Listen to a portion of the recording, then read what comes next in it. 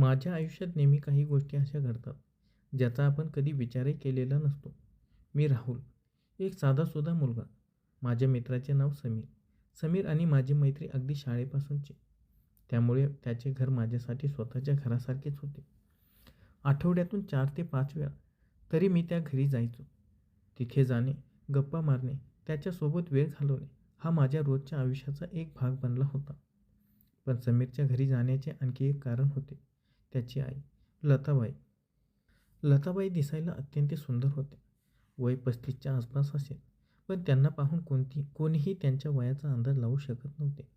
त्यांचे राहणीमान, त्यांची बोलण्याची पद्धत आणि त्यांच्या चेहऱ्यावरचे तेज कोणालाही आकर्षित करेल असे होते. त्या खूप चंचल स्वभावाच्या होत्या.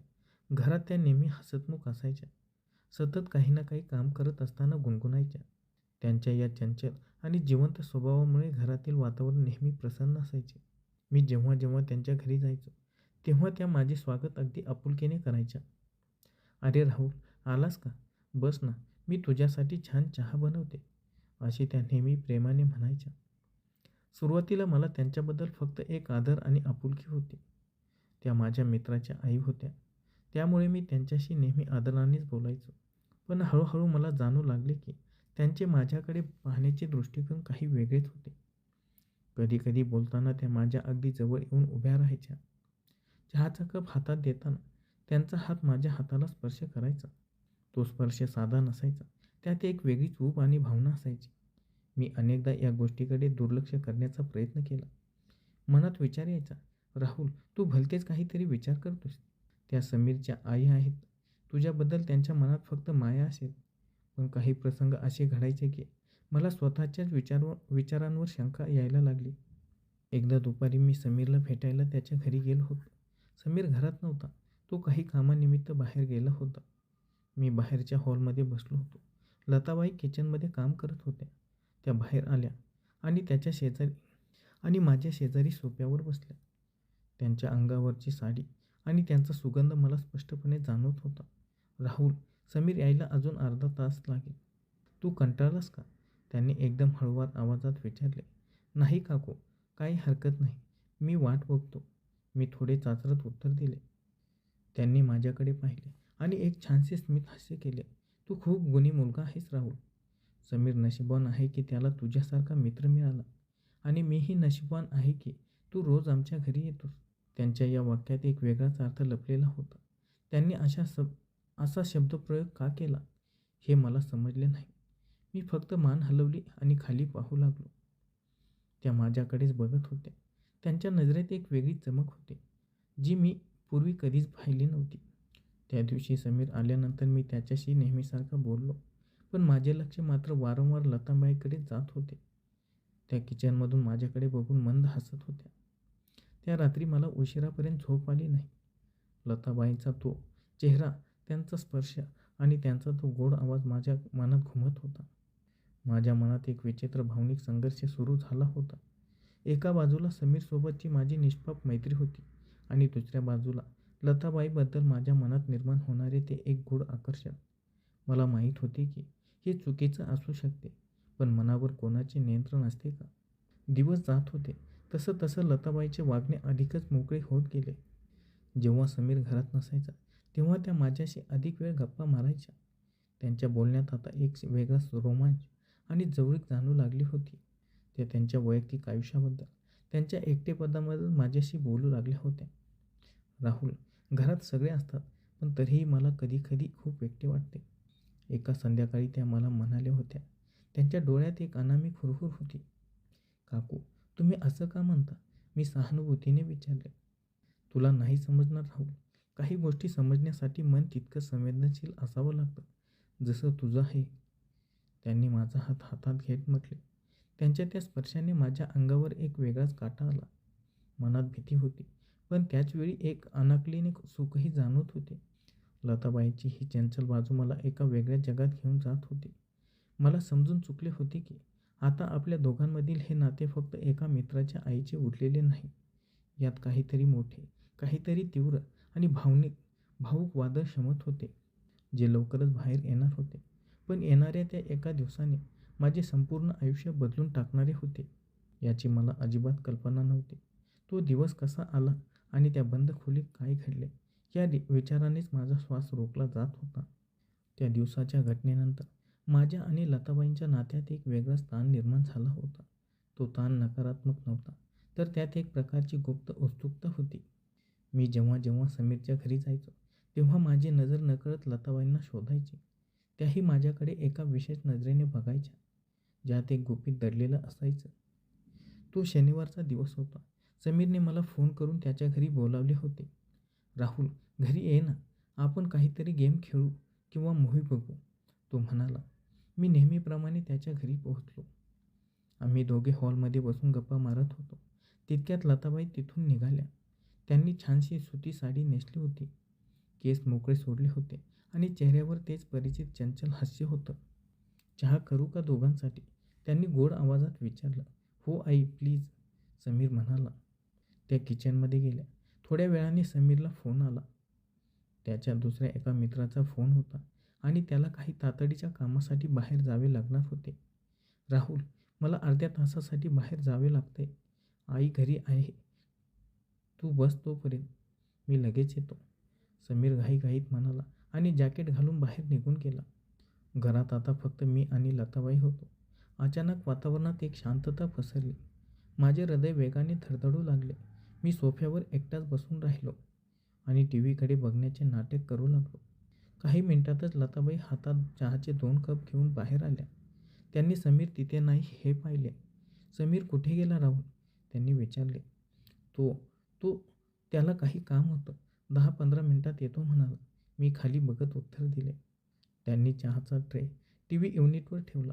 त्या नेहमीसारख्या दूर न बसता थेट माझ्या शेजारी सोफ्यावर येऊन बसल्या. सोफा थोडा मऊ असल्यामुळे त्या बसताच मी त्यांच्याकडे थोडा सरकलो. मग तू आणि मी एकटेच आहोत, त्या अगदी हळू रेशमी आवाजात म्हणाल्या. त्यांच्या या वाक्याने माझ्या पोटात भीतीची आणि एका अनामिक सुखाची लहर उमटली. मी चहाचा कप उचलण्याचा प्रयत्न केला, पण माझे हात थोडे थरथरत होते. राहुल, तू माझ्यासमोर असा घाबरल्यासारखा का बसतोस? नेहमी मी तुला एवढी भीतीदायक वाटते का? त्यांनी माझा थरथरणारा हात आपल्या हातात घेतला. त्याचा हात खूप मऊ आणि उबदार होता. त्यांच्या स्पर्शाने माझ्या अंगावर काटा आला. नाही काकू, तसं काही नाही, मी श्वास रोखून धरत म्हणालो. मग काकू का म्हणतोस? लता म्हण ना, कमीत कमी जेव्हा आपण दोघे एकटे असतो तेव्हा. त्यांनी माझ्या डोळ्यात थेट पाहिले. त्यांच्या डोळ्यात एक तीव्र आकर्षण आणि स्पष्ट इच्छा दिसत होती. त्या हळूहळू माझ्या अधिक जवळ आल्या. त्यांचा सुगंध मला पूर्णपणे वेढून टाकत होता. त्यांनी त्यांचा दुसरा हात माझ्या खांद्यावर ठेवला आणि हलके सरकवत माझ्या पाठीवरून फिरवला. लताबाई, हे चुकीचं आहे. समीर येईल, मी स्वतःवर ताबा मिळवण्याचा प्रयत्न करत अडखळत म्हणालो. मी मागे सरकण्याचा प्रयत्न केला, पण माझी ताकद जणू गळून पडली होती. समीर एवढ्यात नाही येणार राहुल, आणि मला सांग, तुझे मन खरोखरच हे नकारत आहे का? त्यांनी अगदी माझ्या कानाजवळ येऊन विचारले. त्यांचा श्वास माझ्या गळ्याला स्पर्श करत होता. माझी रोखून धरलेली ताकद पूर्णपणे गळून पडली. त्यांच्या चंचल स्वभावामागे लपलेली भावुकता आणि एकटेपणा मला त्या क्षणी स्पष्ट जाणवला. त्यांनी हळूच माझा हात धरला आणि मला सोफ्यावरून उठवले. मी काही बोलणार इतक्यात त्यांनी माझा हात सोडला नाही आणि मला थेट त्यांच्या बेडरूमच्या दिशेने नेऊ लागल्या. काकू, नका करू असं, मी अंतिम प्रयत्न म्हणून त्यांना थांबवण्याचा प्रयत्न केला. पण त्यांनी मागे वळून माझ्याकडे पाहिले. त्यांच्या डोळ्यात कोणतीही सक्ती नव्हती, तरी एक अतिशय तीव्र, भावूक विनवणी आणि प्रेम होते. राहुल, फक्त आजच्या दिवशी माझ्या मनासारखं होऊ दे. मला तुझी गरज आहे, त्या अत्यंत आर्ततेने म्हणाल्या. त्यांनी मला बेडरूममध्ये आणले आणि दरवाजा हळूच बंद केला. बेडरूममधील मंद प्रकाश आणि तिथले शांत वातावरण आमच्या दोघांमधील भावनांना अधिकच तीव्र करत होते. माझ्या मनातील भीती पूर्णपणे विरघळून गेली होती आणि तिची जागा एका उबदार, रोमॅन्टिक लाटेने घेतली होती. बेडरूमचा दरवाजा बंद होताच घरातील उरली-सुरली शांतता ही जणू आमच्या श्वासांच्या आवाजात मिसळून गेली होती. खोलीत खिडकीतून येणारा मंद प्रकाश पसरला होता. मी स्तब्ध उभा होतो. माझ्या मनात विचारांचे वादळ चालू होते. एकीकडे समीरची मैत्री आणि दुसरीकडे माझ्यासमोर उभी असलेली लताबाईंची ही अत्यंत सुंदर, भावूक आणि रोमॅन्टिक रूप. लताबाईंनी माझ्याकडे पाहिले. त्यांच्या चेहऱ्यावर एक वेगळे समाधान आणि ओढ दिसत होती. त्या हळूवार पावलांनी माझ्या जवळ आल्या. त्यांनी माझे दोन्ही हात आपल्या हातात घेतले. राहुल, तू अजूनही विचार करतोयस का? त्यांनी अगदी मऊ आवाजात विचारले. लताबाई, मला फक्त भीती वाटते. मी प्रामाणिकपणे माझे मन मोकळे केले. त्यांनी मंद स्मित केले आणि माझा हात घेऊन आपल्या हृदयावर ठेवला. मला त्यांच्या छातीची जलद होणारी धडधड स्पष्ट जाणवली. भीती कशाची राहुल? इथे आपण दोघेच आहोत. ही कोणाचेही पाप नाही. ही कोणतेही पाप नाही. ही फक्त दोन मनांची एक गरज आहे. एक भावना आहे जी मी आजवर मनात दाबून ठेवली होती. त्यांच्या या शब्दांनी माझ्या मनातील उरली भीती पार वितळून टाकली. मी त्यांच्या डोळ्यात पाहिले. तिथे मला फक्त आणि फक्त निखळ प्रेम, माया आणि एक अनामिक ओढ दिसली. त्यांनी हळूच पुढे होऊन मला कवेत घेतले. त्यांचा उबदार स्पर्श माझ्या अंगावर पसरला. त्यांच्या मोकळ्या केसांचा सुगंध माझ्या नाकात भरला. मीही स्वतःला रोखू शकलो नाही. मी माझे हात त्यांच्या पाठीभोवती लपेटले आणि त्यांना घट्ट कवटाळले. तू मला किती आवडतोस हे तुला कधी समजणार नाही राहुल. त्या माझ्या कांशीला जवळ ओठ आणून हळुवारपणे पुटपुटल्या. त्यांच्या या स्पर्शाने आणि शब्दांनी माझ्या शरीरात एक गोड थरथर निर्माण होती. आम्ही दोघेही बेडरूममधील मऊ गादीवर जाऊन बसलो. लताबाईंनी माझा चेहरा आपल्या दोन्ही हातात धरला आणि माझ्या डोळ्यात डोळे घालून पाहू लागल्या. त्यांच्या चंचल स्वभावामागे असलेला तो भावुकपणा आज पूर्णपणे उघडा झाला होता. त्यांनी हळूच माझ्या कपाळावर आपले ओठ टेकवले. तो स्पर्श इतका नाजूक आणि सुंदर होता की मी डोळे मिटून घेतले. त्यानंतर त्यांनी माझ्या गालांवर आणि गळ्यावर हळूवार स्पर्श केला. प्रत्येक स्पर्शासोबत आमच्या दोघांमधील अंतर पूर्णपणे मिटत चालले होते. राहुल, तुला छान वाटतंय ना? त्यांनी अगदी प्रेमाने विचारले. हो लता, खूप छान वाटतंय. मी प्रथमच त्यांना लता म्हणून हाक मारली. माझ्या तोंडून ती हाक ऐकून त्यांच्या चेहऱ्यावर एक वेगळाच आनंद फुलला. त्यांनी मला अधिकच जवळ ओढले. त्या क्षणी मला जाणवले की नात्याला कोणतेही नाव असले तरी जेव्हा दोन मने एकत्र येतात आणि परस्परांना आदर करतात तेव्हा तो अनुभव अत्यंत पवित्र आणि सुंदर बनतो. आम्ही एकमेकांच्या बहुपाशात शांतपणे पडून राहिलो. त्यांच्या रेशमी हातांचा स्पर्श माझ्या केसांमधून फिरत होता. मी त्यांच्या खांद्यावर डोके ठेवले होते. खोलीतील ते वातावरण पूर्णपणे रोमॅन्टिक आणि भावूक झाले होते. आमच्यातील या नात्याने कोणत्याही प्रकारचा अश्लीलपणा न घेता केवळ एका सुंदर भावनिक आणि रोमॅन्टिक अनुभवाचे रूप घेतले होते. समीर येईल आता थोड्या वेळात. मी त्यांच्याकडे बघत हळूच विचारले. हो, तो येईल, पण हा क्षण फक्त आपला आहे राहुल. हा क्षण मी माझ्या मनात आयुष्यभर जपून ठेवेन, त्या अत्यंत मायेने म्हणाल्या. त्यांनी माझ्या हातावर एक नाजूक चुंबन घेतले. त्या स्पर्शात एक वचन होते, एक आपुलकी होती.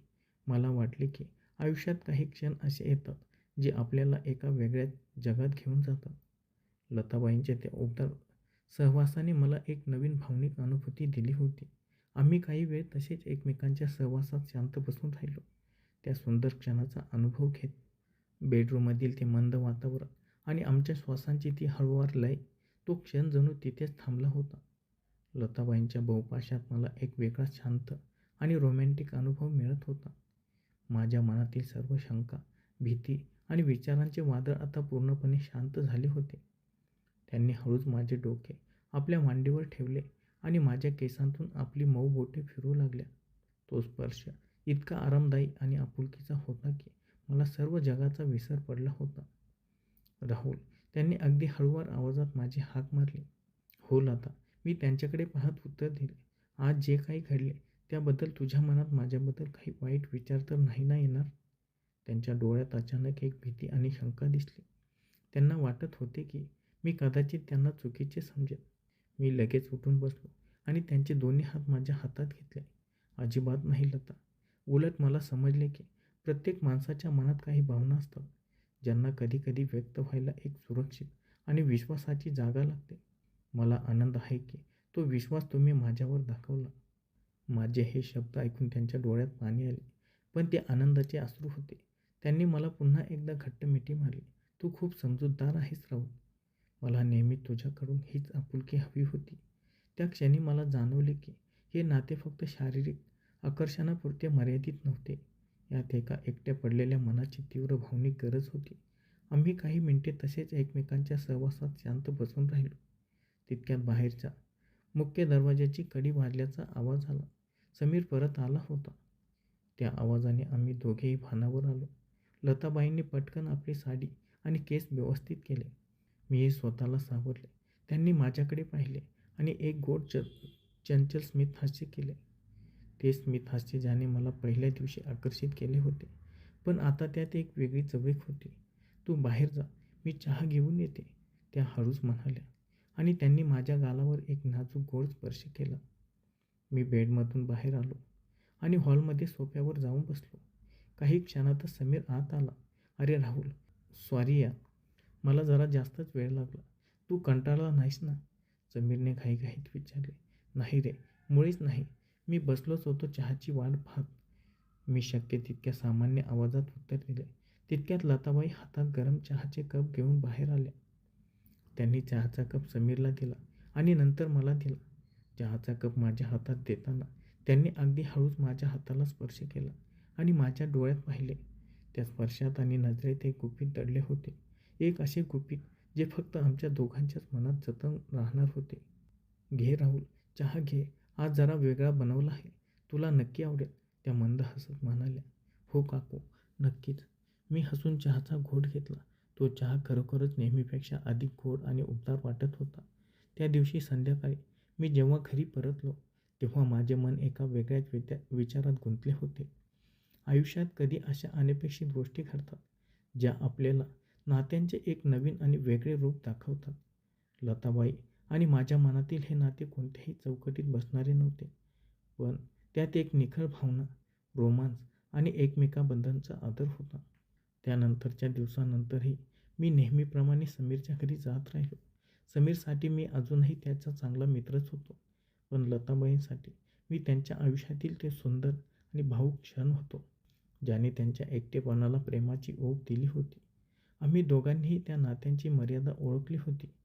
जाहीरपणे आम्ही तसेच मित्र आणि मित्राची आई राहिलो, पण जेव्हा जेव्हा आमची नजर एकमेकांना भिडायची, तेव्हा त्या मौन नजरेत एक तीव्र रोमॅन्टिक भावना आणि आठवण कायम जिवंत असायची. हे एक असे गुपित होते, ज्याने माझ्या आयुष्याला एक अतिशय सुंदर आणि रोमॅन्टिक वळण दिले होते. धन्यवाद.